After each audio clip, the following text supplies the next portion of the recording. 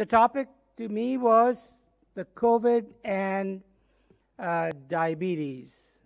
Unfortunately, as you can see the numbers, 505 million people have been quote-unquote affected by COVID pandemic. I don't think this is the right number, as all of us know, that probably there's a lot more number of people who have been affected by this unfortunate pandemic. And also the next line, saying that only 6 million people have died, is probably an unfortunate number. Any one death is not acceptable, but I think this number is likely to be also much higher.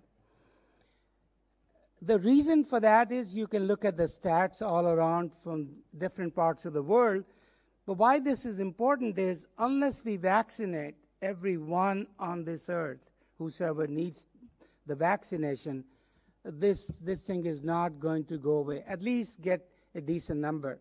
And that's why I brought up the numbers for vaccinations.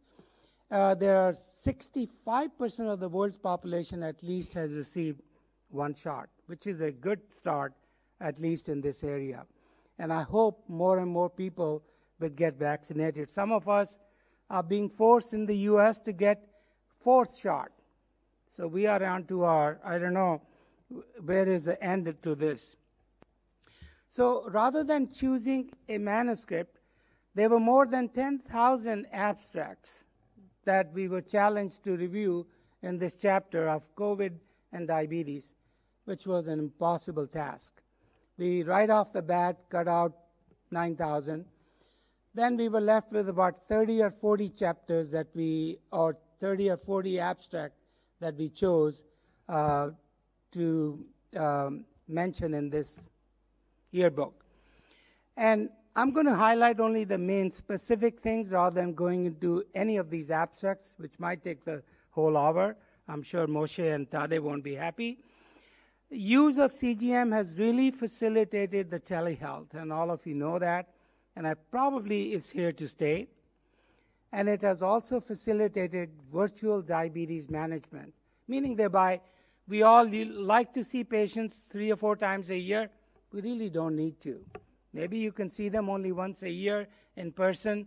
Rest of the time, all the care could be done virtual.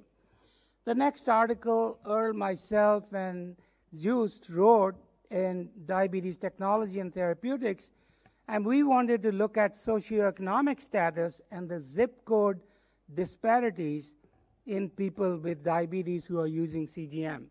This involves 70,000 patients of G6 users. You can see across all the ranges, irrespective of what they were making, $50,000 or $150,000 a year, every one of the groups improved their time in range. But it's unfortunate to see that people who are wealthy or well-to-do did a lot better. So we need to eliminate these socioeconomic barriers, which hopefully these technologies will help. We all know that the COVID brought out that poor glucose control is probably the most important risk factor for increased morbidity and mortality in people with diabetes. And thus, about 40% of the people with all the reported deaths have been associated with diabetes and is directly related to the glucose control. There are many articles we reviewed where there was successful initiation of both CGM as well as hybrid closed-loop system that were done virtually, whether it's the Tandem IQ pump in the US or the Medtronic 670, 780 is not available in the US, but all of those could be successfully done virtually. Unfortunately, as we have gone further into COVID, we are starting to realize that there are more complications than we knew. There are vascular, pulmonary embolism, all due to endothelial dysfunction. And there are many neurological complications being reported.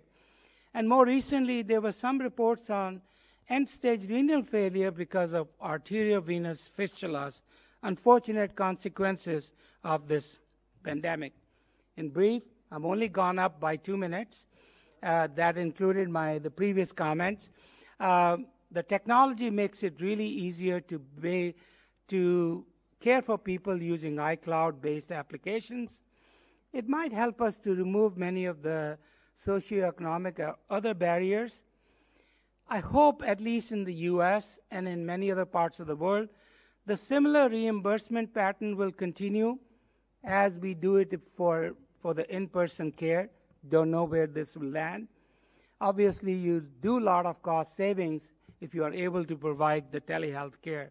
And unfortunately, long-term vascular and neurological complications are appearing more and more.